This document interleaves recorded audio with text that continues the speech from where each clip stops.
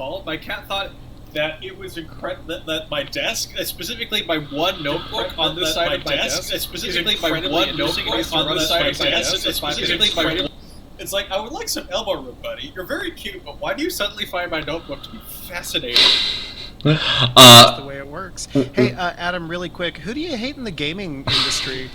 Okay. Well, actually, this shout-out, considering it's our fourth and final session, goes out to the entirety of the AAA gaming industry. Ooh! Because, like, the entirety of AAA gaming, as has become readily apparent over the past 2-3+ years, is this terrible combination of, like, horrific labor practices and, like, exploitative overwork and just job precarity, running headfirst into, like, rampant cultures of misogyny and frequent racism, to the point where, like, I'm really glad that I have never worked anywhere close to the video games industry. Yeah. Yeah. It's also another classic example of just, like, you don't want to know how the sausage is made, because, like, you realize, like, you're looking at, like, if you play, like, I don't know, Red Dead Redemption 2, and, like, the fact that they have, like, I don't know, photorealistic horse testicles. I was gonna say. Like, someone, like, worked overtime for 3-4 weeks, not seeing their newborn child and their spouse, just so they could make sure that, like, you know, the wrinkles on the horse's ball sack was, you know, up to digital standards. And it's like, yeah, we should probably do this whole thing a little bit better labor-wise. What you find out is the sausage is made out of horse testicles. Like a week ago or something, wasn't there?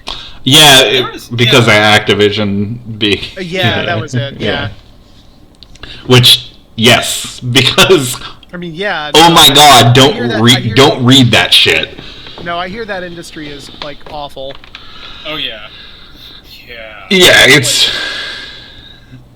Yeah. Yeah. Okay. Well, that being said, welcome everyone to the final installment, sadly, of The Quiet Year, where we are building up the city of Ishtas for our new game, Vault Peddlers.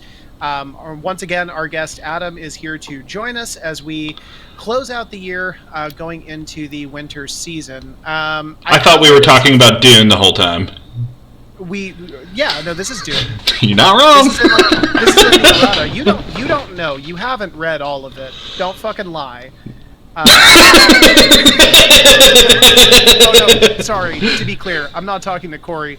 Corey has definitely read Nevada. You, the viewer, have not.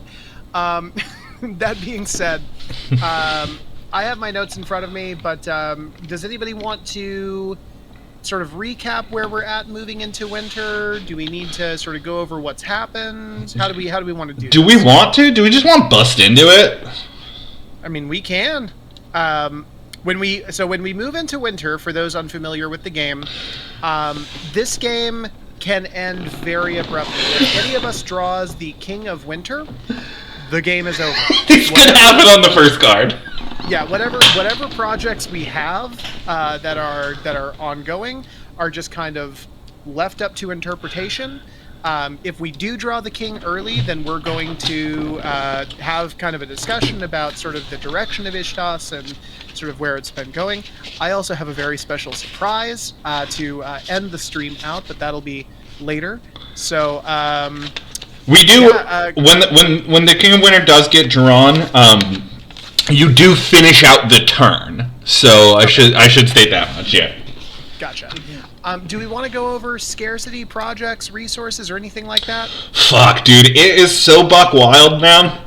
Okay. Currently, we only have 2 projects going. We have Taylor with an exploratory team. I don't know where they're headed.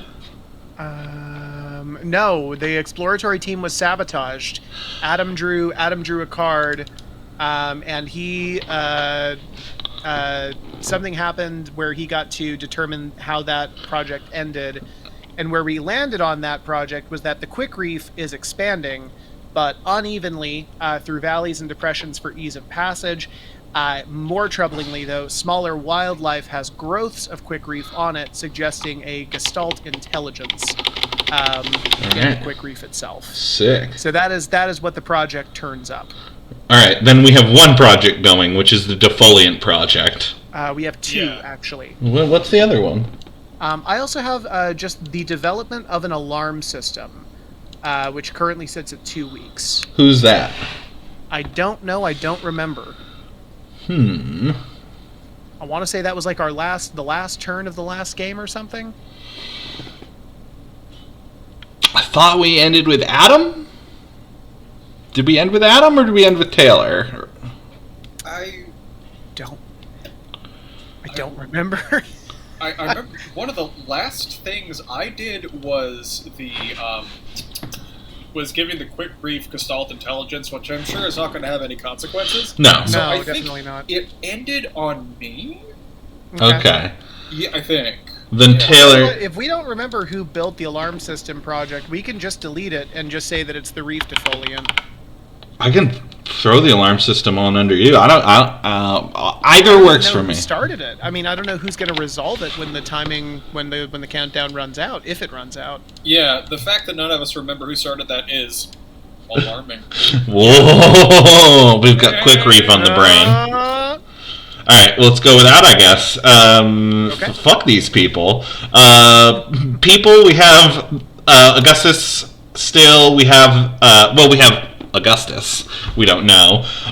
We have the Prophet. We have the Dune Seekers, which are the Duner Seekers. We have the Broken AI, which powered on for just a moment.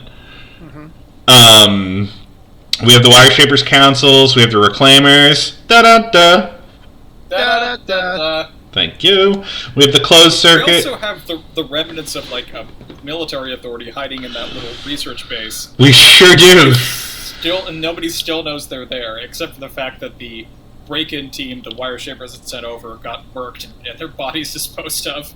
Speaking of murked, we also know that one of the head council turned up dead in the desert. Sure did. Yeah. With mysterious circumstances. Mm-hmm. So Of note is the body was left out there very much in the open. yes. Yeah, very much. Under abundances, ooh boy, okay. We have water, circuitry, shifters, food diversity, geodesic platform, ease of transport, power, comfort, static sounds.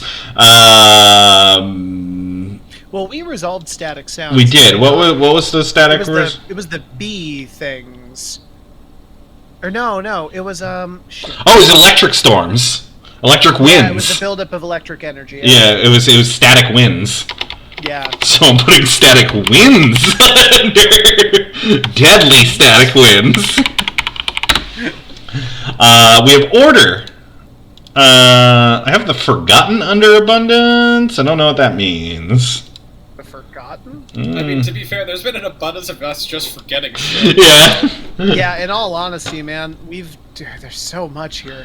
The Eyes of God, which is the resolution of the project of Yeah, the satellite. yeah. Yeah. We have diversity of metals. We have an abundance of rebellion. Yeah. And we have an abundance of the bourgeoisie who are milking. So we have an abundance. We have an abundance of order And rebellion. Yeah, we gotta resolve that. I guess order would go under. Scarcity. Yeah. Or well, I don't know. Is it? I actually imagine this as being a mostly ordered society. I don't know. Shit feels like it's kind of starting to break down a little bit right now. A little bit. Yeah, I enough where I would put order under scarcity.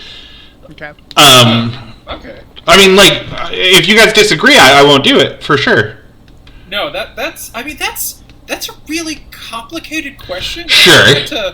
Not to like divert this into too long of a discussion, but like the Wire Shapers have only become more orderly and rigid and controlling in how they stratify and manage things.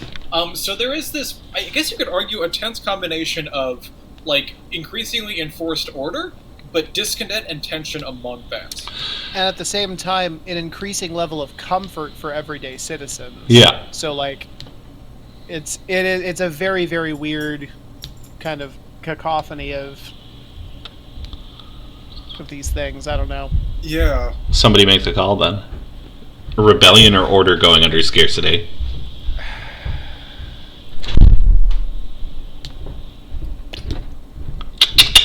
I know.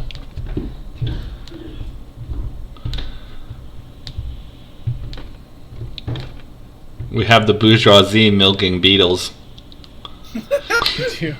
I love how having one beetle to ride around is now a premier class symbol. I also realized beetle ranchers. This is just Futurama. This is just the Wong farm on Mars, right? Yeah, Like, it's accurate.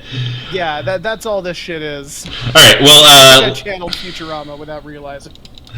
Let's see here. We have a scarcity of skinnies, Duners. Do we have a scarcity? Yeah, I mean, like, they're still going away. We have a lot of Briners. Oh, so many Briners. Yeah. Yeah, lots of Briners. In fact, we have enough food diversity where I think removing the Duners from scarcity is fine. Oh, and you know what? We're in winter. We talked about it being a seasonal cycle, so Duners are gone. Yes, you're correct. The Duners have migrated. Yeah. They have migrated to warmer climes. Pre-war weaponry, anti-acoustic rock. We have a scarcity of defenses. I don't know if that holds true anymore. Yeah, that's because there is the closed circuit. Yeah, and the ground circuit and the eyes of God. Mm-hmm. I'm going to go ahead and put defenses under abundance, actually. Yeah, though that will potentially be a complicated question because a lot of this is internal security. Sure, yeah. So, well, the ground circuit is exclusively external security. That's true. Yeah. I wrote down scrawlers. I don't know what those are, but Adam, was that you? Was this just some shit I invented? No, I don't remember. Was that the Beatles? Scrawlers. Fuck. Was that the Beatles? I think that might have been the Beatles. Okay. That makes sense to me. Health and fertility under scarcity, and I think I have lack of trust under scarcity. It doesn't make sense. I think that was supposed to. Negative. Yeah, that was supposed to be under abundance. I think it's just supposed to be trust under scarcity. Yeah, there we go. This brings me back to doing God, this is gonna be such a nerd thing. Doing symbolic logic in college. Oh, You have Jesus. quadruple negatives. It's like, what the fuck is that? I thankfully skipped symbolic logic because I was only a minor in philosophy, and I was like, I am not doing math words. Yeah. Philosophy minors is a really cool idea of dudes going underground with pickaxes, digging up. Got a good haul of Aristotle. Just hit a vein of Plato. Just digging up logic all day. Yes, my grandpappy died of logic plug. Logic plug is sick. It's when they became sentient and said, "Am I breathing or are you breathing?" And then he collapsed. What really is breathing? And then they died, and then everyone died. One of the greatest dangers, though, is if you dig too far into the philosophy mines, you'll eventually find a 14-year-old edgelord hiding in the bottom that's just discovered Nietzsche. Do y'all want to hear a dope quote from Dune? Well, let's hear a quote. The greatest philosophy. Hell yeah, it is. Arrakis teaches the attitude of the knife, chopping off what's incomplete and saying, "Now it's complete because it's ended here."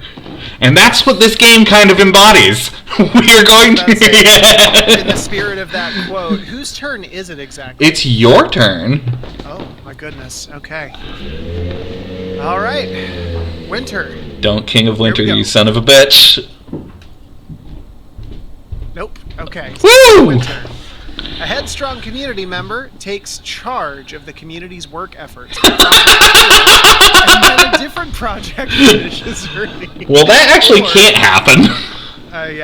Or a headstrong community member tries to take control of the community.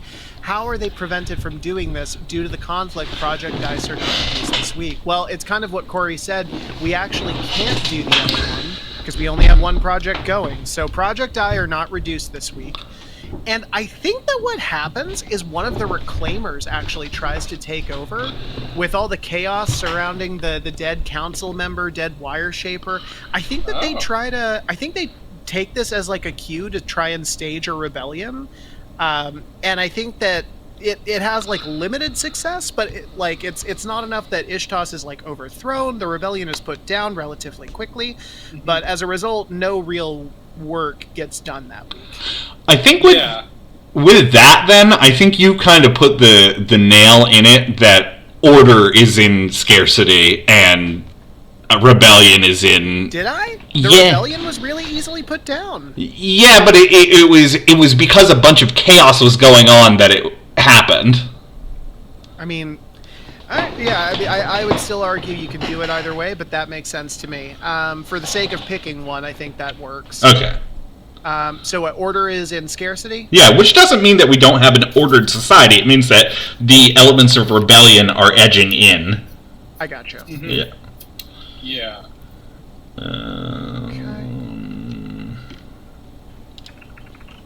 All right.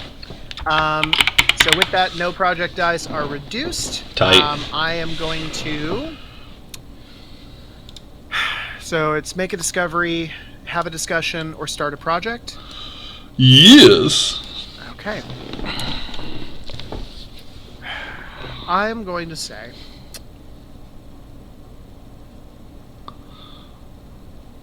on that note, actually, I think that this fits in, that the rebellion it tells the existing administrators, not necessarily the wire shapers themselves, because as we mentioned, they haven't been seen for like a month. They're probably talking to the law shapers then? Sure, law shapers. But they basically come up with the conclusion that we need to have some kind of a statement. Something needs to be put out on this dead council member who was found in the desert. Mm. So the first step is going to be a examination of the body to try and figure out what actually happened to that body. And then from there we'll go on. So I'm going to say council member autopsy. Uh-huh. And I'm going to put that's short. That's 1 week. Okay. Yeah. That tracks for me. Okay. We gotta solve this body situation. Solve the body. solve for body. I thought of something very funny today, by the way, and maybe it's mean spirited, but the idea of someone who is colorblind thinking they're very good at Rubik's cubes, be like, all right, time me.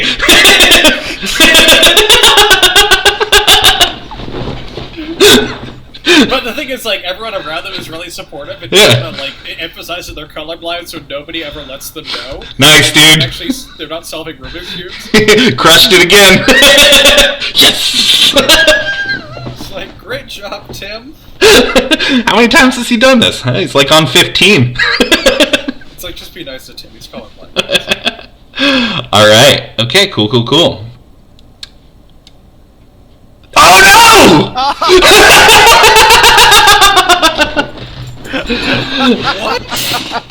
What? Yep. That was... Really? Yep. Second card. Fuck. All right. All right. So here is. Should probably read the point. Really?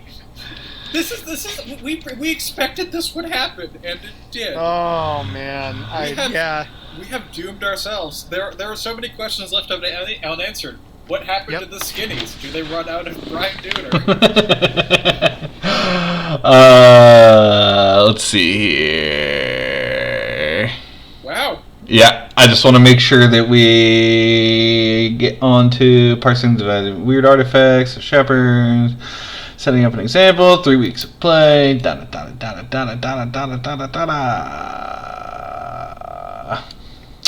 Well, so we are going to finish up so the game is over. However, the autopsy does conclude. Mm-hmm.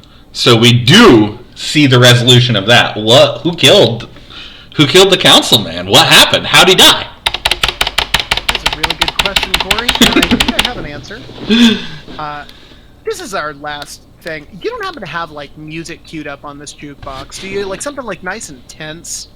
No, but I can probably find something for you. You want to just pull something off like the suspenseful tag or something? I don't know. I feel like this is like our last one. It makes sense that we should really take advantage of it this time around. Yeah, here we go. Perfect. Does this not work? Okay. Things first. I love the fact that you had that queued up, ready to go, because that was not anywhere on the Roll20 jukebox. You loaded that MP3 on. You know when I loaded that in when we were playing that, that failed attempt at D&D where I made you all play basketball in the beginning? Oh yeah, I forgot about that shit. Welcome to the Space Jam. Alright. Wave your hands in the air if you feel fine. Oh god, okay, sorry. It's on. Let me just do melon. What's it called? Somber.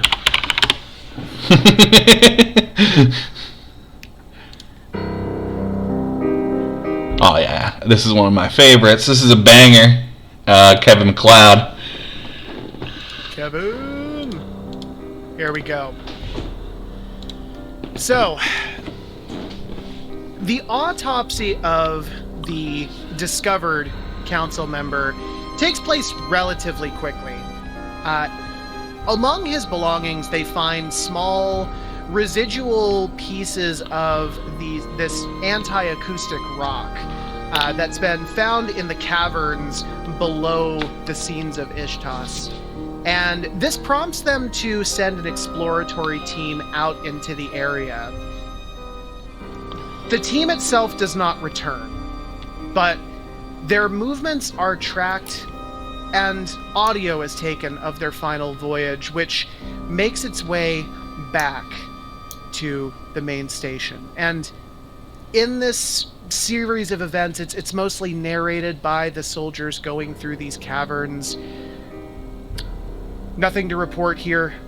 We're still searching all of these different caverns. Hang on, I think Johnson found something. Johnson, and you hear a scream in the distance, and you hear the sound of heavy breathing and running, and you see him just say, "Oh my god," and he just shrieks. And he turns the corner, and you can hear more running, and he's talking as he's running. He says, the AI, the robot, wires, blood, wires everywhere, so many bodies. And then it cuts out. And that is how the autopsy concludes. That's a fucking hell of an autopsy. I took some liberties with what happens after the autopsy. I felt like it was a nice, tense ending. Yeah. I also like how many violinists are present at this autopsy. Mm-hmm. Any good autopsy has at least a quartet. The Law Shapers make sure that all exploratory teams leave with Just absolute nerds to the bitter end. It was law number 1, guys. Sir, I don't want to be. I just think it's going to slow us down. Yeah, I'm still imagining a member of the closed circuit, walking by, on patrol, just making lightsaber noises, as they're doing a beat, just like. Which is what I love about the times the closed circuit and the ground circuit have to interact, because this is a secret police of nerds, and these are aggressive desert men. Huh, you guys are in charge, huh? Well, back to the dunes. I had so many plans, so many machinations. Yeah. Oh man, do we get to talk about those machinations? I mean, is that something we get to talk about now that it's over? The game's over. It doesn't own us anymore. I don't have to abide by its rules. Avery Alder's gonna come to my house and slap me across the face. No! Just gonna hit you with a rolled up newspaper like you're a disobedient dog. Like, no. No! The game is over. It's supposed to represent community discontent. Well, I was going to conclude the Defoliant project with the introduction of nanotechnology and things going too well, and making it part of the propulsion system, making this down sea of poison gas around the city. And then I was going to discover the ground the ground circuit turning into these monsters that live in the mist. So that was what could have come, but We are left with mystery. Man, I know. I can't believe we drew that second card. That's crazy. That was bad. Yeah. The thing is, yeah, we were joking about it, but what are the odds? There are 12 cards? 13. Oh, yeah. So 1 in 13, I guess.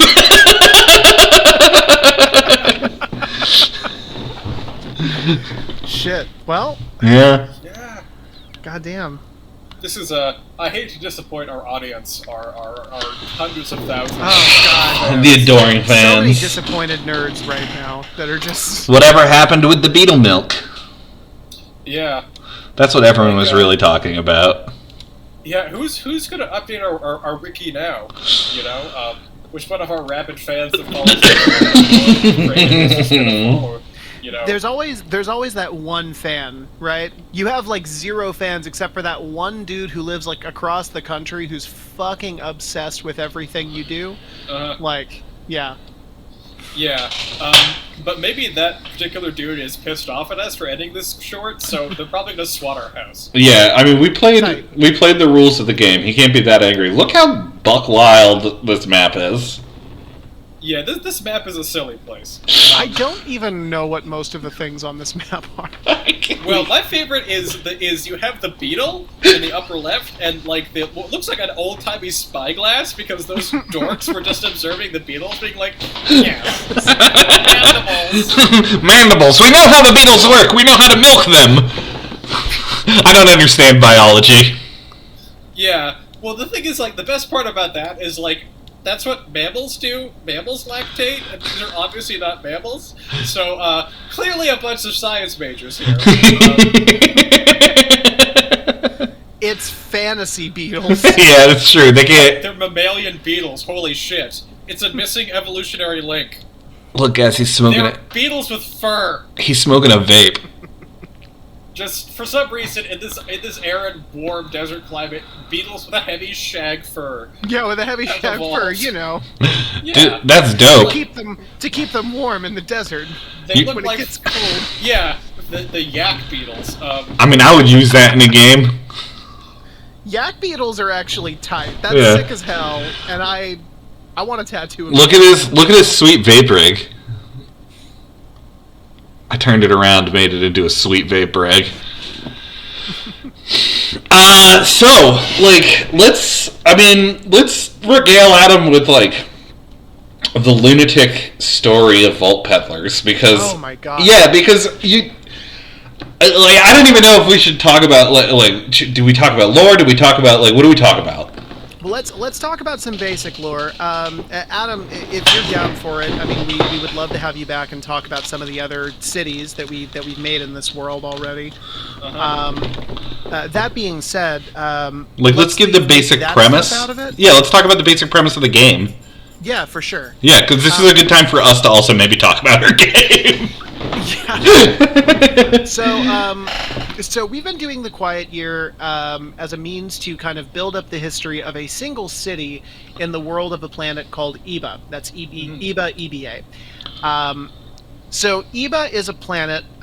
If you followed our previous series when we played Microscope on Twitch, Eba is a planet that was brought together following the conclusion of a very great war. That conclusion brought relative peace and stability, comfort, and technology. And then that same technology kind of drove the world apart into these separated regional kingdoms known as the Glittering Courts. The Glittering Courts are kind of the last dying vestige of Eba prior to this. What we've been doing here in the Quiet Year is immediately following the cataclysm of the initial onset of that quick reef that we've been talking about before. Yeah. So in the world of Vault Peddlers, this is probably, Corey, what did we say, like a couple generations removed? Yeah. This is we're in post-apocalypse. We're way past rebuilding. We're, you know. Right. So we're probably like close to 100 years past these events here, as we've been building up this city. And the world is kind of stabilizing into, go figure, a capitalist nightmare. Yeah. They say right about what you know. The planet's burning. The planet's burning. We're all gonna die. The ocean's on fire. I'm not having children because I can't justify bringing somebody into this world. That being said, this is kind of a world where the vestiges of the old world are kind of popping up in places that are starting to build new communities, and that old tech is incredibly valuable. It's become like the high-priced item, and so as a result, a lot of wealthy or powerful people are interested in getting that tech. Of course, it's very hard to get to, as we kind of demonstrated here in the Quiet Year. Adam, I cannot count how many times you stumbled onto themes that we had built into this game, but your whole thing about, like, the research facility, they open the door and they get murked, and then, like, they just close the door again. That's a perfect fit for Vault Peddlers. Yeah. Those old tech facilities are highly guarded, whether or not by human or just like outdated AIs or whatever. They're very difficult to get to. So these wealthy and powerful people employ teams of specialists to infiltrate and extract important resources from these places. And that is the world of Vault Peddlers. It is a world in which you play one of these specialized teams that is going into, like, that research facility and hopefully not dying, for the sake of fulfilling out a contract and winning some kind of a financial reward to keep your caravan going. So yeah, Vault Peddlers is it is something that we wanted to solve in, like, one of the core tenets we wanted to solve in approaching a table is, like, how does your party meet? And there's a couple games I think that, like, do really well at this.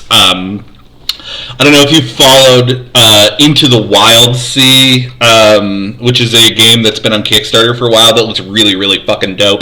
But they do this same thing where, how does your group start together? Like, in the world of Vault Peddlers, you are members of a caravan, and as you build up your character, you're first building up your caravan with those resources. So it is a game where the mechanics are balanced on a knife's edge of, like, having to do resource management as a group and also having to advance yourself and like walking this sort of dalliance and the narrative consequences that go along with that. So we are trying to mechanize downtime quite a bit, and we are trying to very much play in the space of, like, found family, and like it is essentially a tactic.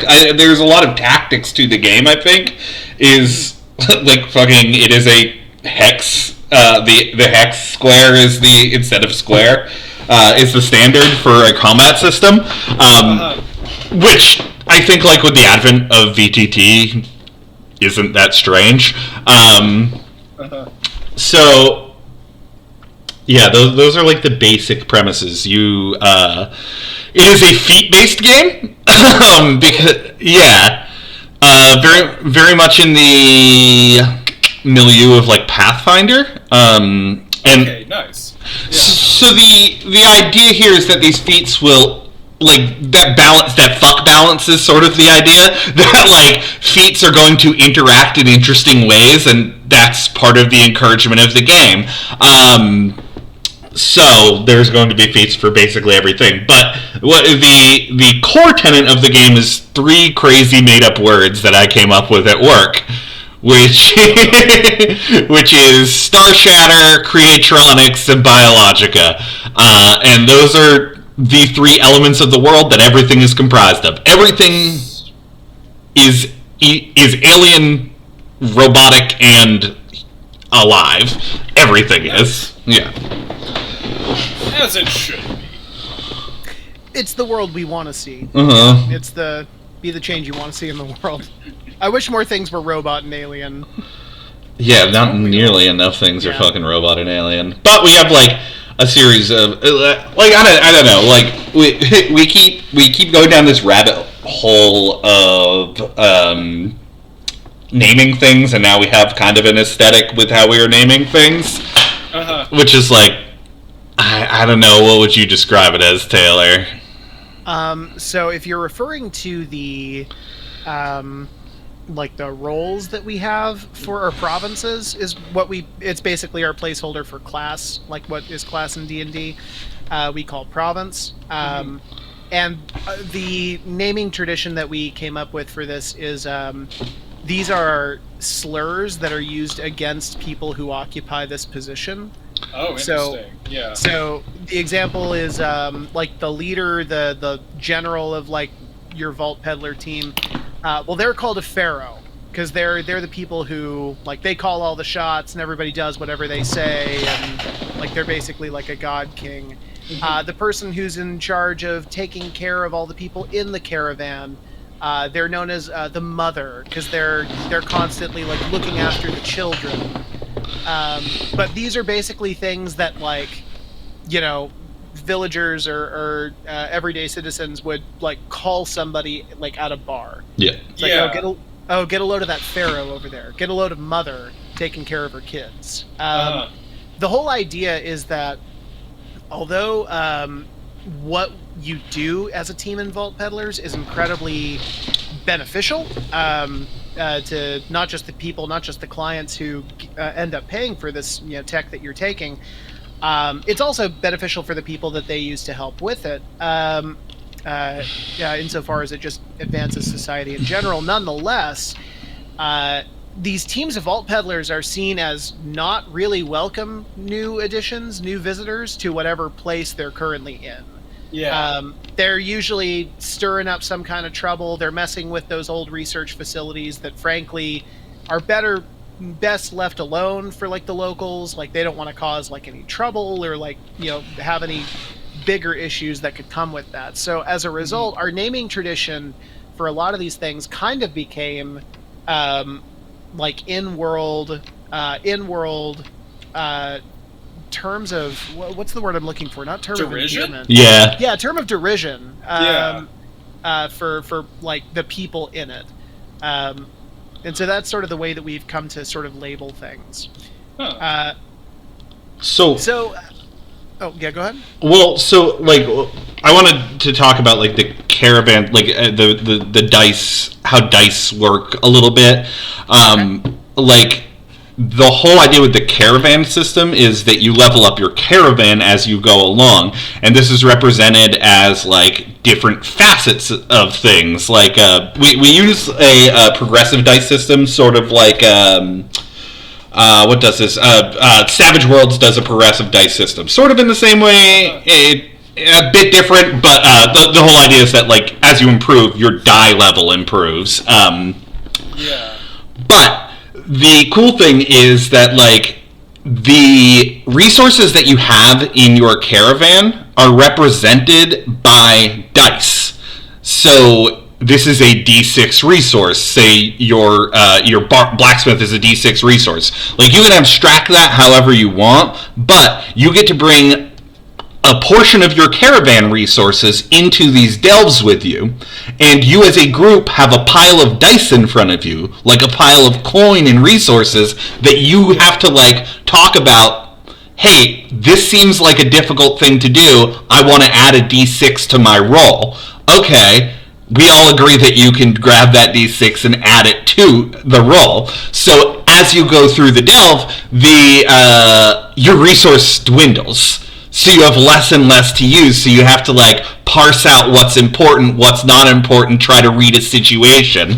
All the while also having to balance, what those resources are going to mean for the caravan once the mission is done. Because you have to pay upkeep to... Yeah. Yeah. If you utilize all of those things like during the delve, then that might mean that like, well, your blacksmith, you no longer have like the resources to keep them there with you. They may leave and go find work somewhere else. which means that you're shit out of luck if like your armor's busted or your gear is busted and you need it repaired. Yeah. So I don't know. It's become an interesting system. We're at kind of a weird place right now where we keep running into walls. We start like, developing out, like carving out one area of the room, and then we realize, oh well, if we're going to do that, then we need to have, all of these other mechanics done and ready. And Yeah. Mm-hmm. Yeah. No, I mean the first thing that sprung to mind when you mentioned that so you have to basically conserve or manage resources during a delve is what happens when you just run the hell out. So at that point you are down to just your base character attributes to go on things, and presumably the deeper you go, the more difficult things are. That maybe not necessarily always the case. The other thing is, so you have like contractual obligations when you go into these jobs that you want to fulfill. So like that's when you really got to balance your resource. Like, hey, this is part of our contract. If we don't meet that, like, do we get our full pay?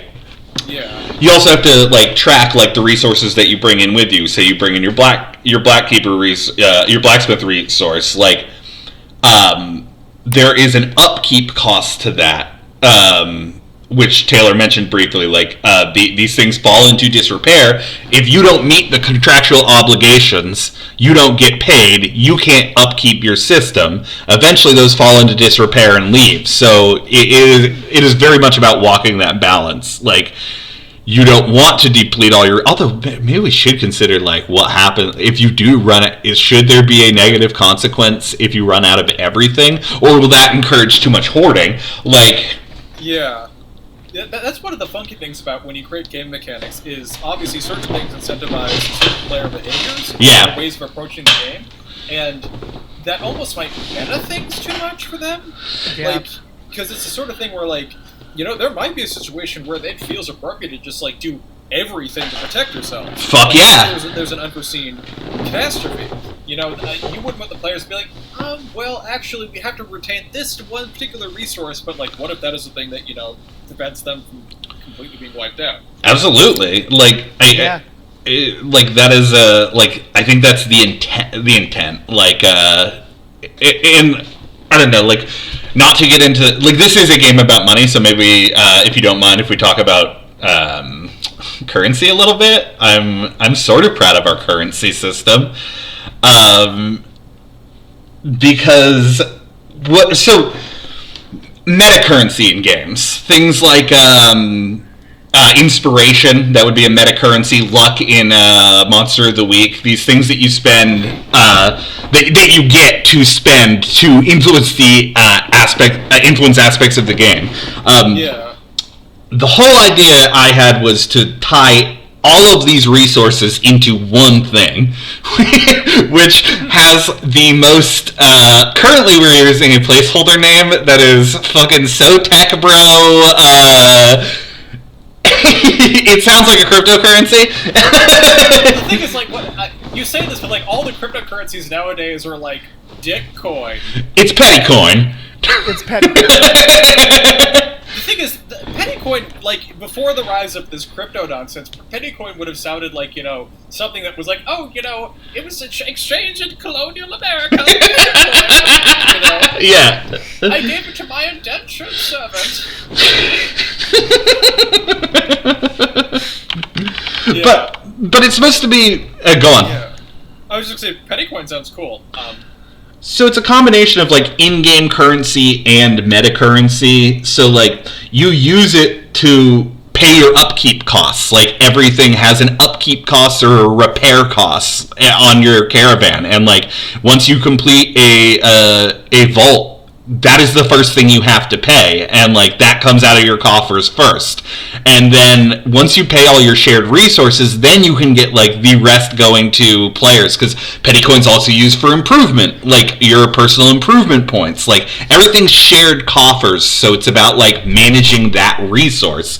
It also gave me an idea of, like, certain feats can only be activated with enough petty coin, or magic items. Like, one of the issues with magic items is that, like, in Dungeons and Dragons, things get, like, very overpowered very quickly and hard to manage. Well, if you have a currency system with a lot of drains in place that, like, yeah, I want to use the item on this kick-ass sword of fucking retribution. Guess what? That costs fucking 20 petty coin. You can't use it unless you all have that, like, that resource available to you. Yeah. So this is an interesting question, and I'm sure you've thought about it pretty extensively. How do you define or manage magic in this world? Because obviously you're not dealing with magic in the high fantasy sense. You're dealing with sort of like, technical or technological. So there is actually magic in this game. Hell yeah, we took it all. And the honest truth is, beyond that, we actually don't know. That's one of the areas we really haven't explored very much yet. Mm-hmm. I don't have a good answer for that. I have an idea of how it works, and because Taylor, you messaged me about this not long ago, being like, "Fuck, we got to get into magic soon. It's going to be a goddamn nightmare." And like. And it is. Yeah, but I did tell him, I was like, pump the brakes there, cowboy. I think the game as we have it installed actually takes care of it. And I think it takes care of it in a way that, like, 4th edition sort of functioned, which is, like, everything's fucking magic. Like, feats are something that everyone has access to. As a magic class, your feats just happen to be spells. Like, those are the feats available to the magic class. And that was sort of the solution I had. It is more of a flavor. I think it is sort of a elegant solution, but it is obviously something we're not settled on. And like, there's so much to talk about with this game still. Yeah, this is totally like a total aside, but something. An approach to magic I've liked, or especially with particular magic used in classes, is that the usage of magic is powerful, but taxing on the character. Yeah. And like the more they use it or access it within a certain time frame, the more either self-taxing or damaging it is, or unpredictable it is. Right. It's the sort of thing where you could potentially have a class that is like, analogous, I guess, like a wild mage might not be a perfect parallel, but, the more they use a spell, the more powerful it becomes, the more likely it is to have anomalous effects like harming themselves or harming the party. I'll tell you what is a really good analogous for that is Shadowrun. So Shadowrun's whole magic system actually has a drain feature where you can basically, when casting a spell, you basically say, like, the equivalent of, like, I'm going to cast this at, like, 4th level or whatever, and then basically you have to roll against the effect of that spell yourself to make sure that you actually have the ability to cast it. And if you don't, then it just, like, knocks you on your ass. Mm-hmm. It's a really neat system. Shadowrun is a bit over-mechanized in my opinion. It's got some great ideas. This absolute fucking mad lad, the first time he fucking DM'd the game, ran a Shadowrun campaign. I didn't know. I read the first, like, 5 pages of the book, and I was like, oh, I really like this story. This is cool. I'm sure the mechanics will be easy enough. For the sake of DMing, assuming that the mechanics will be easy enough on the fly, been there. It's funny, actually, I have not played Shadowrun in a tabletop setting, but I played Shadowrun Dragonfall, the CRPG. Yep. Oh, yeah. Which I thought was really good. I mean, the fucking lore of Shadowrun is... Okay. Shadowrun talk, real quick. I fucking love Shadowrun. I love Shadowrun. I love them. I like a crunchy game, so Shadowrun scratches an itch for me that is analogous to me having a bunch of papers written like a lunatic and leaving places with a pile of them. Yeah. That appeals to me, and I get why people don't like it, but, like, the more I play Shadowrun, the more I understand, like, I'm like, yeah, I get it, man. Yeah, I mean, it reminds me of because I have a group of college friends that I've been playing D&D with since, like, I was in my mid-20s. So 5 years ago, I am getting... Anyway, point being, we have this ongoing sectarian debate about 3.5 versus 5e. Sure. And, like, most of my friends in that group like 5e for, like, the simplicity and sort of just pull it out of the box and go. Yeah. I, along with one other friend of mine, are stubborn holdouts in the 3.5 camp, where like just the sheer like depth of like rule character building customization and like mechanical depth we find really engaging.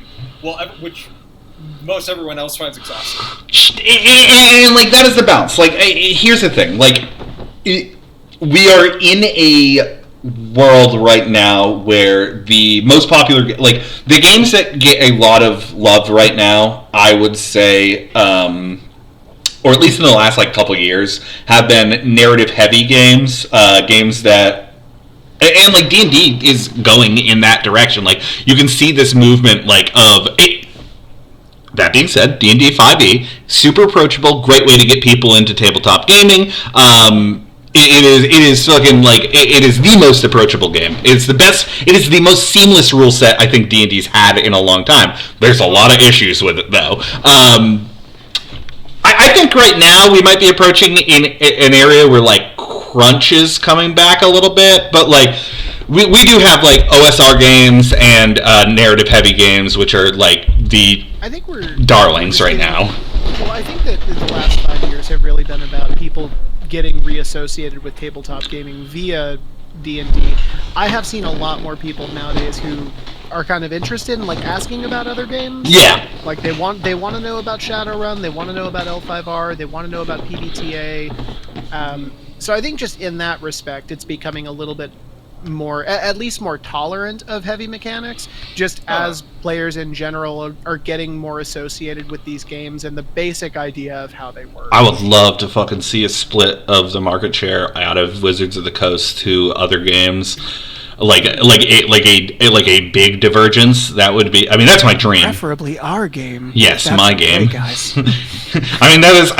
I tell people all the time, like I'm going to change the world of tabletop gaming. I know that's my plan. That is fucking whatever. Like it's a small goal. I mean, it's a very large goal, but it's also like it's. How's that a small goal? well, it's small in the sense that like who gives a shit most of the time. Yeah. Though, like, actually, this is totally... going to backtrack a little bit. If this is not too much of a tangent, Corey, what are your criticisms of 5e? Because I know some people will swear that 5e is a flawless system. Here he goes. So smooth. Anyone who doesn't like 5e is just a pedantic dork who likes rules. I'm going to go make a comment. I mean, it is... 5e doesn't know what game it wants to be. 5e wears so many hats, and it doesn't wear any of them particularly well.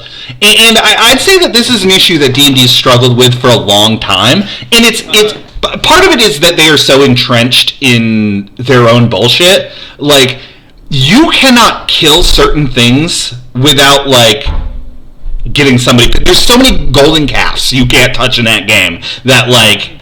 like 4E tried to do something different and it pissed off everyone, and it is widely reviled as the worst game of all time. And like I don't think that's necessarily the case. I think that 4E was like, hey, let's do something, let's dive, we are a battle game, let's dive into it. And I think that's what D&D like wants to strive at, is being a tactical battle game, although it doesn't do anything to accommodate that. The initiative system isn't particularly good. Battle slogs on a long time, and the more you play, the harder it is to play. Like once you are at like a magic user in D&D, your hand doesn't.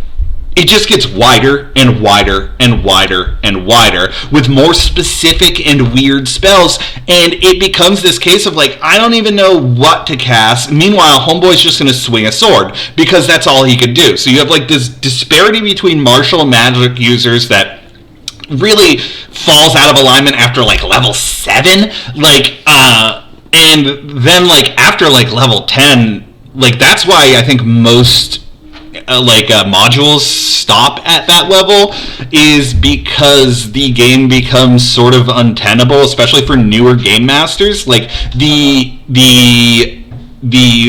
creature rating system, is that what it's called? Creature rating, CR? Yeah, challenge rating. Yeah, challenge rating falls apart, I think, around that level. Like, it becomes very dependent on like action economy, and that being the only thing. Go on. I'll back this part for sure. So one of the first games that I tried to DM was a little like one-shot module series in Dungeons and Dragons, and like I came across this challenge all the time, which was like as the players got past, I think what you guys got past like level 5, and like it suddenly became impossible to either. I had the choice of either they would win the battle handily or I would kill them in the first round.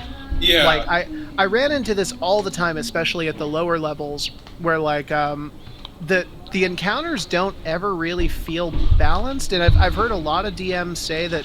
I mean, you have to be better at balancing encounters, and maybe that's true. At the same time, like if I have to rebalance every aspect of an encounter that's already been built supposedly balanced, it wasn't very well made in the first place. That means that I'm having to go in and do all of this additional like mechanical tweaking to make this battle actually make sense. And it became more and more true for me after y'all hit like level 5. Like suddenly I was having to like pull things out of like the back pages of the manual to try and find stuff that would actually be a challenge. Yeah. But then I would have to like tweak their stats to the point where like they wouldn't just one-shot TPK everybody in the room. It's incredibly difficult once you get into the higher levels as a GM to try and make those encounters truly balanced. This is the one thing, actually, the one area in my experience where I completely agree with Corey that like the challenge rating system is weird and not very relevant. I got more gripes too. I know you do. My 2 cents. Otherwise, I actually really like 5e. I don't dislike 5e. I actually very much enjoy 5e. But also like 5e is predicated on like the three pillars of gaming, which is role play, combat, and exploration. Except they don't do fucking dick all to support exploration mechanically. So they're really supported by 2 pillars of combat, and they don't mechanize downtime in any way that like makes it fulfilling. I don't know. Like I think Pathfinder does a lot that D&D doesn't do, and for me that works. And I like. Also, I'm not like super big into like high fantasy or hero power games. Like that's not like my milieu. So yeah, I don't know. Like what I like about D&D though is like I have like created settings that are like obviously not Tolkien. You know, essentially, because like I find the whole Tolkien-esque paradigm to be very limiting. And I think one of the things I have to give credit to the D&D folks for is the diversity of settings. You have, for example, you have Eberron. You're familiar with the Eberron setting? yeah. Yeah, Eberron is great. Sigil, like the setting that was used for Planescape Torment as well. Like I've liked those, and so I tend to appreciate that. Like you can build worlds that are like vaguely analogous to like the tech level of Dark Ages Europe or whatnot. Sure. But still like don't necessarily abide purely by kind of the high fantasy schmaltz, I guess. I guess my argument for that being like I actually get kind of bummed out about that shit, because it's like I feel like everyone tries to jam a setting on top and be like, this is D&D now, and like I don't think the mechanics of D&D back up every setting really well. Like like I don't know, like if I want to play something that is like a pulp adventure, I'd be better suited picking up Savage Worlds. If I want to play a horror game, like Call of Cthulhu might be a better fit for that. Like I think that the mechanics of your game should back up your setting, and I can appreciate setting agnostic games, but and I used to like be high into that. But I think like the older I've gotten, the more I appreciate setting specific games. Yeah. I don't know. That's just a personal taste, though. I think a lot of it also just comes with what we were talking about before about familiarity. I mean, like, if you're familiar with the way that Dungeons and Dragons works, and somebody tells you, well, hey, we can take this and we can put this into like a film noir setting, then, I mean, like, you already know how it works. You don't have to learn new mechanics. You don't have to, like, create new characters. Well, not necessarily. I mean, you can. But, I mean, you can take that existing structure, and it's easier to do. Meanwhile, I'm sitting here with my copy of Cities of Mist going, but please, but Papa! Yeah, it is worth saying. I mean, there are definitely systems that are out there that are designed with like that specific intention of like doing a film noir, right? Like if you look at Monster of the Week or something, it's made to be a monster like of the Week like show. a 90s Monster of the Week show. It's literally designed that way, both on the GM and the player side. I don't know. At the same time, I don't think I think I'm a little bit more lenient on 5e in that regard. I've played a lot of really great games in different settings using 5e, and for my money, it hasn't necessarily ever taken away from the experience. I would just argue maybe it hasn't added as much to the experience as a personalized system. Yeah. And again, I'm not trying to trash D&D. Like, I know it sounds like I am because I just went off, but Also, you were asked, so... Yeah, I provoked them. It comes down to whatever works for the table that you're playing at is what works for you, and I'd rather people be playing tabletop games than not playing them at all, because I think that everyone has something to bring to the table there that they didn't even know that they had. I've seen people who be like, I didn't even know I had an imagination. It's like, yeah, of course you do, dude. Like, you gotta flex those muscles. Because you haven't used it since you were 5, because somebody told you to stop playing pretend. But I think that people get nervous, and like people don't want to vary away from familiarity, and I think that it is a habit that we should strive to break in our personal lives and in tabletop gaming. Fair. Plus, I got a huge collection of books. Let's all play my games. Like, tabletop, for lack of a better word, tabletop game theory is really interesting. Yeah. Because, like, you're dealing with the perpetual merging of, mechanics, which are kind of, like, in a sense, player agnostic, in theory. But then you're also dealing with, the obvious human inputs. Yeah. And, sort of how you build a world and a story and sort of this evocative setting from rules. Yeah, it's incredible. Like, I've had damn near... Oh, no, I actually probably have cried. No, I definitely have cried. I have for sure cried multiple times. I try to make Taylor cry, though. That's... Well, that's just GM privilege. You get to do that. Just some of my favorite experiences have been out of, like, something that, like, fucking Taylor reared out of his head, and, like, that's something that's crazy to me. Like, you took 1 part's Shadowrun's insane rule system, 1 part's TV you've seen, and 3 parts you, and made, like, human dragons that were, like, being made in a lab underneath the city. Like... Yeah. No, that is, like, speaking of, like, of people getting, like, emotional when playing a tabletop game, like, that's one of the really interesting things, too, is, like, being, like, bringing out the human element, through storytelling and the whole nine, because, like, I'm currently DMing a campaign with some friends in graduate school, and we all, like, went to a graduate program that was basically, like, military security studies, and so these are people who their background is in wargaming, but wargaming is rule-heavy, but obviously... deliberately emotionally sterile. Yeah. You don't want to think about the people being, the hypothetical people being blown up on a, their battle families space. waiting at home. The children who will never embrace their father again. All because he had to go to work that day. But, like, and so, like, the campaign I'm running with them is one that, like, there's a stronger, like, it's a setting that, like, actually, if I can kind of, like, blather for a bit, like, the setting is one in which, it is actually D&D. I'm running a 5e campaign. Yeah. Apologies. I do have my apprehensions about about 5e, but it is great for like kind of a streamlined rule set. Yeah. That is set like in what is a far northern, like Arctic / subarctic. You sent me the you sent me the intro to this. This is dope. I did, yeah.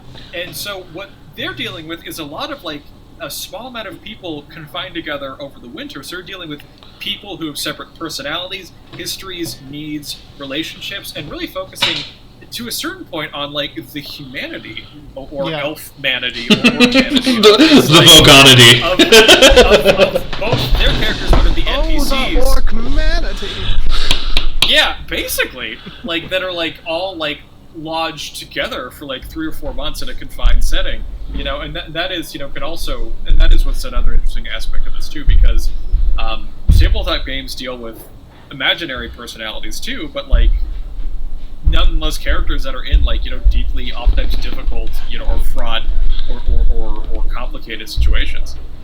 Yeah. Let me ask you a question. Go for it. What is the favorite character you've ever made in a tabletop game?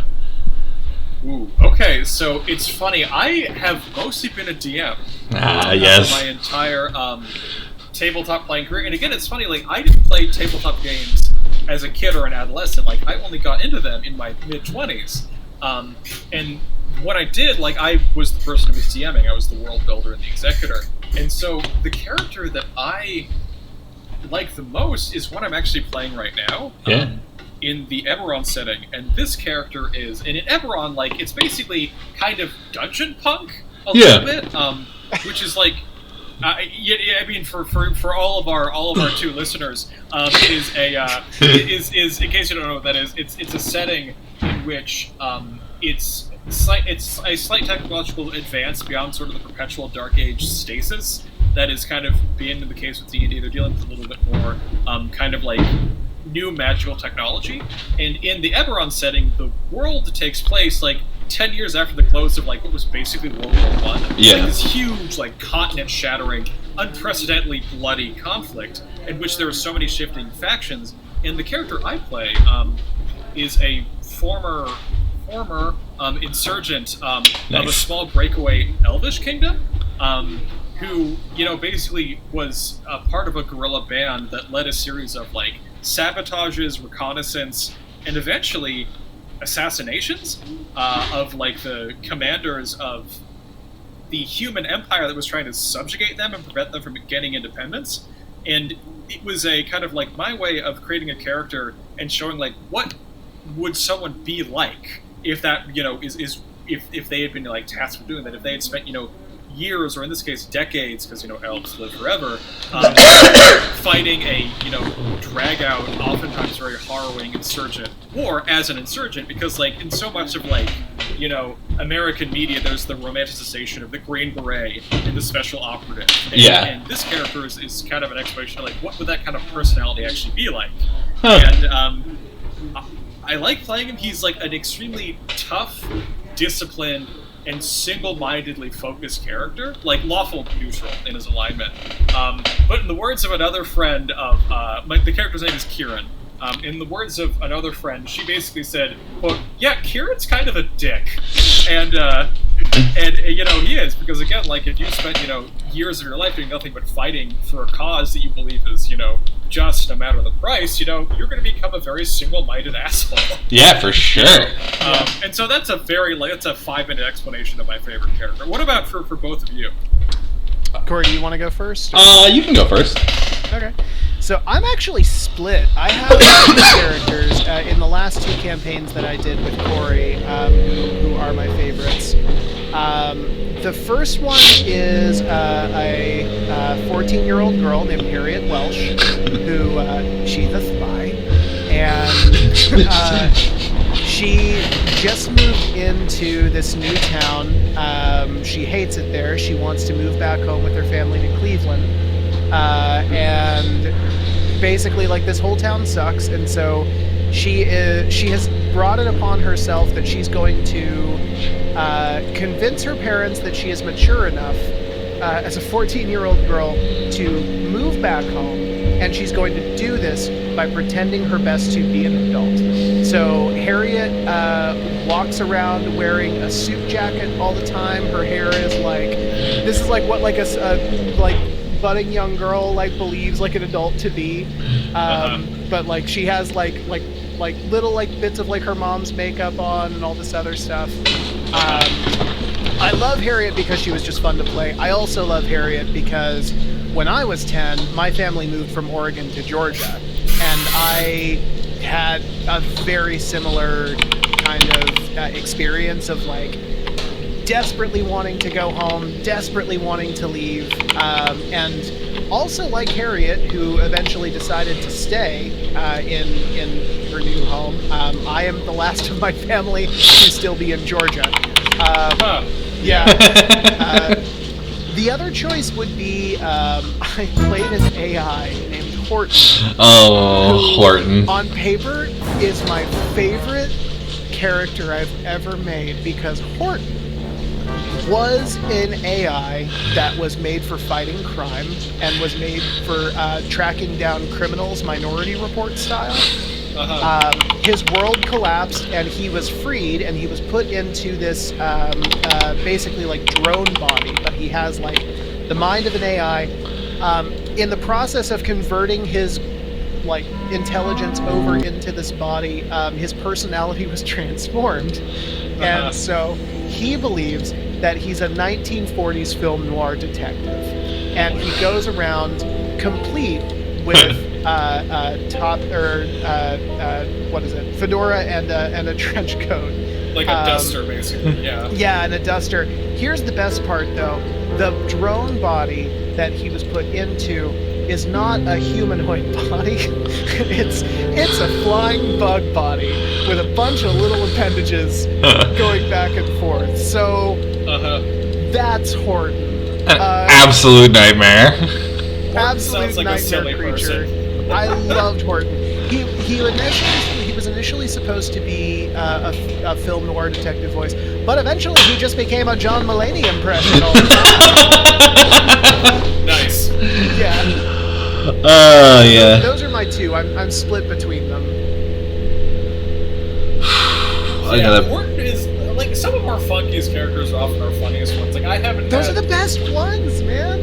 Yeah, I haven't had a whole lot of time as a non-DM to like create really bizarre characters because like when I've been DMing for my friends, they've come to suggest some brilliant weirdos, like some just complete like oddballs that are just consistently very funny. Yeah, that's another thing. Like something people don't play tabletop games get is like some of the situations you get in and the way your players interact with the world are hilarious. Oh yeah. Like like we have been laughing to the point of tears sometimes when we've been playing. 100%. Yes. Which character is my favorite? Yeah. Oh man. There's an obvious answer. And like I definitely have some runner. Gino Clarence was phenomenal. He was every shitty 8-year-old at a karate mall class. Mira, like next level. I love you, girl. You're insane. You're an actual part. My favorite character that I've ever played is Emmett Pierrot. Or Tamagotchi the Clown. Tamagotchi the Clown. Yes. This Victoria's Shadowrun character. Correct. Oh my god, do I want to know? I think I do. You do.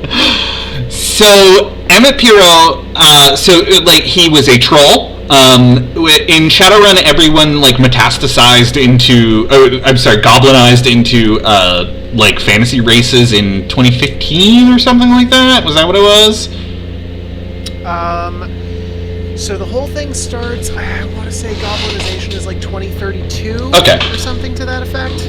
But yeah, I vaguely remember that from the lore. So yeah. There's this meta racism and shit, meta races, and the race that was least goblinized into and has the lowest viable offspring, and generally just sort of like shitty. They is trolls, and I picked trolls for a couple reasons because I like playing a big dude. I like playing someone who's generally the size of a refrigerator. I think that is nice. enjoyable to me. And like, there's like a lot of lore I really liked about trolls. They like tend to like take to like no one in Shadowrun knows how to read because they just like take in audio experiences and stuff now. So trolls like took over like libraries and will live in them by themselves. They know cursive and no one else does. Yeah. But they're seen as dumb brutes, and like so. He was he's a big boy. He's got all these calcified horns all over him. But he's 19 years old because they only live to be like 50 or 40 or something. And he was a disaster of an alcoholic. Yes. I mean, like not in a zany fun way. In like No, he was an alcoholic in the depressing way. Yeah, Emmett was like fun to play because of this. Like okay. So, his occupation is if you skip over this. Well, his occupation was he owned a chop shop, but it was a junkyard. Like it is Gorgeous George's Junk Emporium, but it was a chop shop underneath. But his real passion was he wanted to be a party clown. And so, ironically, this was his real thing.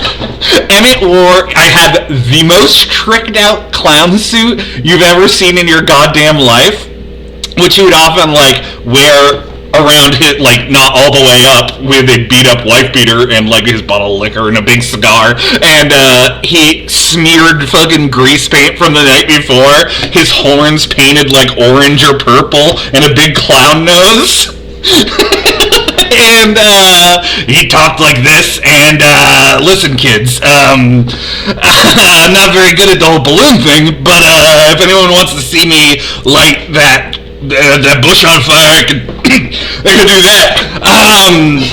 I can juggle for a very limited amount of time. I can do an enormous amount of flips. And Emmett was oh no, did I disappear? Hold on. To which I love Emmett Pierrot, though. Like, sorry, go ahead. He had this very beautiful arc too. Like, Emmett, like he was lonely in a very disastrous way, and he was a rigger, so he like made robots, and he lived with robots and bots and machines, and like used them as like his friends. And like we found out later in the series that when any one of them died, he had a greenhouse in the back that he buried them in, and like had a graveyard for them, and like mourned them. Yeah.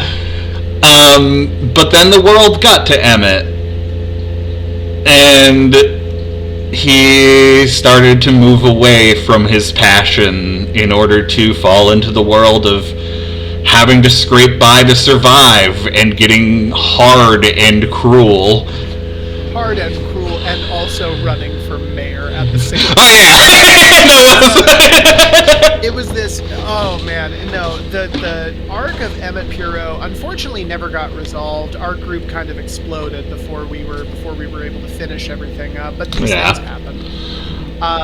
But no, watching Emmett get turned from this guy who was trying so hard to like be positive in like a world that was just determined to not let you, and to watch him finally kind of become a part of that world.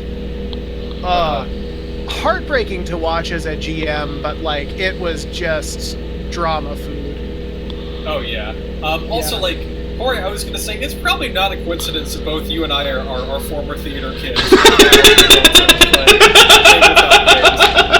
You guys are theater kids too. Oh yeah. Huh. Won the line of alright, maybe tabletop games are just good for theater kids. Overgrown theater kids, that's entirely correct. I mean, like theater kid, and now there's no more plays to be in. because you're 30. Now I'm just a sad clown. Well, I got to do fun stuff with the sad clowns. Like, my suit was, I spent like 30 G's on it, and like, it was so pimped out. I could like, I have like audio, with like built-in speakers. Yeah, so I could like fireproof and acid-proof and like all the shit. So it could like, be going down a quiet hallway with a guard, and all of a sudden you dun dun da da da da dun da da. Like, I cannot stress to the people like listening. Imagine a fucking 8 foot or 7 foot tall, like behemoth of a troll with like smeared grease paint, like shrouded in shadow, and like this very slow, like unintentionally creepy circus music as like they walk up on you.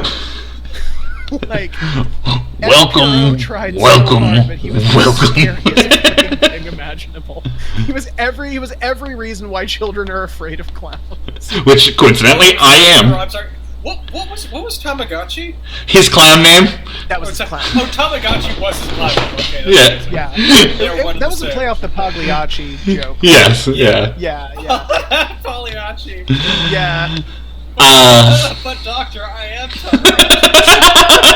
like 7.5 foot tall, lumbering creature with massive horns. Oh, and he was a vegan. He was an ethical vegan. He was. The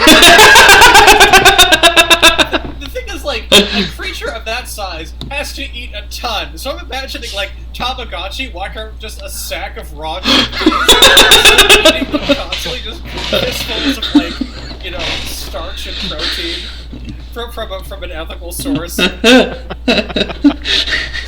Oh, man. Oh, Emmett. Oh, this conversation made me miss those games now. Yeah. Fuck. Someday we'll return to Shadowrun, or probably not for your sake. One last question for everybody before we go. What is, because everybody here at this table has been a GM, what has been your proudest moment as a GM? If nobody has one on mind, I have one. I can go first. But I'm curious to know what your proudest moment as a GM was. Go on. Okay. So mine took place in the last campaign I did. I recently wrapped up a campaign of a PBTA game called Ruma, Dawn of Empire. It is a game that is loosely based on like an alternate Roman history. I don't really know how to explain the narrative or setup to what I did here, but mainly because the story in Ruma would take hours to tell. But this was later in the game. We were starting to move towards endgame. I was starting to explore character backstories, and I was starting to really dive into bringing it from what had been like a much more silly game into kind of a more serious like kind of finale thing. We were in Egypt, and one of the players had died and then come back to life, had been sent back in a different body, and was basically being played by a primordial god that was pretending to be Hades, who that primordial god had already killed. The whole time prior to this, I had been feeding the player questions to be asking the other players, and this was information that Hades wanted to know about these other players. And it was kind of this slow burn where people were like, oh, like, that's weird, why is he asking about that? And it finally came to a head at this one point in the whole thing where the game basically stopped. And for, I think it was probably the last 45 minutes of this session, this is my proudest moment as a GM, I did not speak for like 45 minutes while the players tried to hash out all of these different things, these different kind of forces that I had been kind of weaving in the background for like the previous like month or so.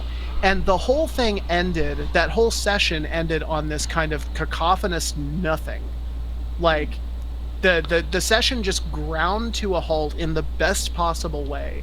where one of the characters, I think it actually might have been Mira, looked at the other character who had been asking all these weird questions about like background and stuff, and was like, "I'm not going another step with you until you tell me what's going on." And the player did a really great job of like dodging and weaving all of these like probing questions, and like the game managed to continue.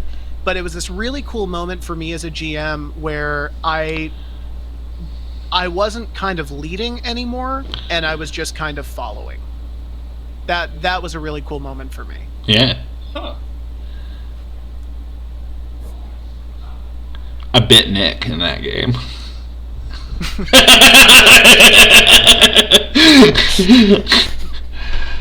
Well, I think I got mine. Yeah, go for it, Corey. So I was thinking, I was like, man, is it the time I made Taylor cry during Stars Without Number? Which one? Because that one was good. And I think, like, had Stars, like, played out the way I thought it was heading, it might have. But I think, actually, my most proud moment as a GM was during the Deadlands one-shot we played. Oh, hell yeah. So, I don't know, are you familiar with Deadlands at all? No. It's a Weird West setting. Okay, that does sound familiar. Yes, no. It's cool. It's got like this like evolving story over the years, and it's a Savage Worlds game. It's a really fun pulp story, and I made a pretty tight adventure set because we were playing it as like a limited adventure series. And everyone made. I actually ran two groups through the same adventure set and got some pretty interesting divergences. But there was this moment at the and this is maybe something people can empathize with if you've never tried GMing horror. It is a difficult thing to nail because, as you stated before, like some of the most lighthearted moments you're going to have in your life are probably going to be around a couple of die on a table. It just kind of worms its way in. So it's all about setting mood, setting aesthetic, and I had been building up this mystery, and people had starting to figure out it was this creepy thing, and they finally get to this like ominous ominous windmill that had been like forever in the distance that nobody could reach, and oh fuck yeah, I like had set it up, and they get there, and it's like this creaking windmill with bodies flayed all over the like actual mill side, and like the objects of like this like revulsion and horror that people had, and then going into the actual encounter where they meet like the BBG, and he does a speech, and they start approaching him, and then from the sides in these dark lit rooms you start to see these enemies come out as the game comes on. They thought it was just one guy. Like, it was true moments of horror and revulsion, and like to evoke that in my players and have people being like, oh my god, like that, evoking that was a treasure. That was an amazing encounter. I was one of the players in that, and it was truly horrifying. Like, nice. So for me, it's interesting you brought that up because one of my best moments as a GM was also in a horror setting, a horror encounter, and I had run the first campaign I'd ever run as a GM was like kind of dark fantasy horror a little bit. And it's one in which the main antagonist ended up being some sort of like eldritch entity this was set like in my own homebrew setting in the far north of the known world, in a sort of like abandoned, frontier that has, been basically forsaken by the gods and man, that the party somehow finds themselves in. And this, in the first campaign, this eldritch entity kind of stalks them throughout the campaign until they meet it, eventually defeat it. And the eldritch entity is basically a anthropomorphic crow that represents a spirit of predation and of the cycle of consumption. that sort of stands outside of time. It's almost sort of like orange and blue morality. This is a creature that sort of represents that sort of like that kind of like amoral cycle of again predation that is inherent in nature. Yeah. The campaign I ran a prequel to that campaign. 2 years, maybe more than 2 years later, where eventually, like near the antagonist in this campaign was a Wendigo spirit, and as for those who are familiar, the Wendigo, at least in its incarnation, is taken from Algonquin First Nations Canadian Indigenous mythology, a creature that is a cannibalistic spirit of madness that haunts Arctic areas during times of starvation, that sort of potentially draws either preys on those who are lost or draws those around it into cannibalism and madness themselves. And the Wendigo was the antagonist of this campaign. And in the second to last session, the party is nearing what they are pretty sure is the Wendigo's lair, or not far removed, to finally track down this horrifying creature. And they are joined out of nowhere around their fire at night, or campfire. They are joined by this wanderer that has a cloak over their face, and naturally not ominous at all. And the wanderer approaches their fire and starts talking to them and says, "I have lost my son in these woods. I have lost my son. He has been my wayward child. He was always a very troubled boy, and he has left me, and I have spent years trying to get him back to me." And kind of talking with the party and giving this like soliloquy about how tragic it is for a parent to lose their child, and what happens when the child strays. And before, like at the end of this conversation, the creature pulls back its hood, and it's the anthropomorphic crow deity from the first campaign. Hi, that's dope. Yeah. And the creature, the wayward son he's referring to that's been lost in these woods is the Wendigo. That's awesome. And That's then tight as fuck. Hell yeah. immediately disappears. And like that was less viscerally horrifying, and I think for my players just eerie as fuck. Yeah. Yeah, because they'd all like been participants in the first campaign, and I think for them it was just like, oh god. Yeah, I mean, it comes full circle. Horror comes in all sizes. Well, yeah, and that is really true. Like, horror is not just like a pop out and scare kind of thing. It doesn't need to be gory. Like that is horrifying in like a very just generally unsettling way. Yeah. I don't know. That sounds like that was an awesome moment. Yeah, I love that. It was really, it was fun, and I think they were all like genuinely sort of like shocked because it was fun because it tied it in with the first campaign. Yeah, I like that. Sort of like was a huge piece of lore. Like, it was this lesser deity is basically the bastard child of this sort of eldritch god from the first campaign. Right. No, I like that a lot. No, that's amazing. All right. Any more fun tabletop questions, or are we kicking this thing off? We probably should kick it off. Well, I have to prepare for tomorrow's session. I have a special surprise prepared for everybody here. We've got so many great friends over the course of playing Quiet here, and we've met a lot of groups, we've met a lot of seen a lot of stuff, and all those things that we've seen. Well, it's probably better if I just go ahead and tell you. Hang on for me one sec. Just want to make sure I've got everything here. How's it sound? Well, choppy. Wait, yeah, it's not good. Not good. Down. I can't hear you. So turn it down. Guitar down, or vocals? Okay. Guitar goes down. Good. Still down. Wow. Okay, tight. All right, folks. And this one goes out to the real OG, the Ballad of Dunner Brining.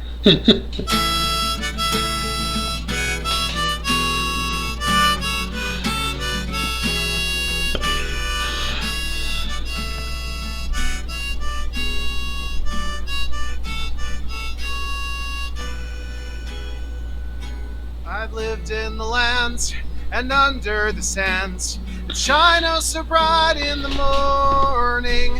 I've lived and I've fought, I've ate and I've hopped, hoping for more for my offspring. But then they came with nets and with cage and sentenced us all to the barge. But the Duners are proud, stand tall and scream loud, but one of them's leading the charge.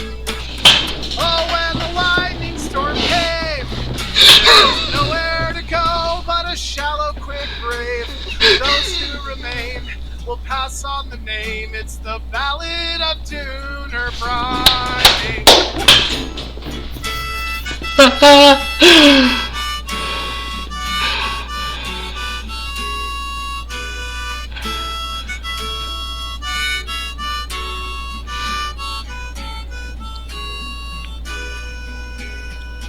I was born here and I'll die here, this much I know. But this is just our lot in life. But as those in the mountains and deserts below, our existence will be a long fight. But I will defy every star in the sky as it dances and demands my knee. No, I'll not comply, I'll spit in that eye of that god that is staring at me. Oh, when the lightning storm came, there was nowhere to go but a shallow, quick grave.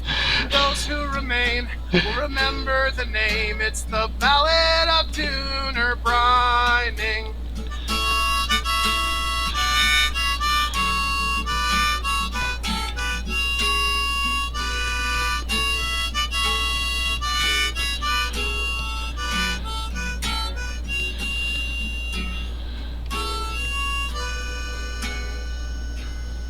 Oh, when the lightning storm came, there was nowhere to go but a shallow, quick grave. And those who remain will remember the name. It's the Ballad of Dunner Brining.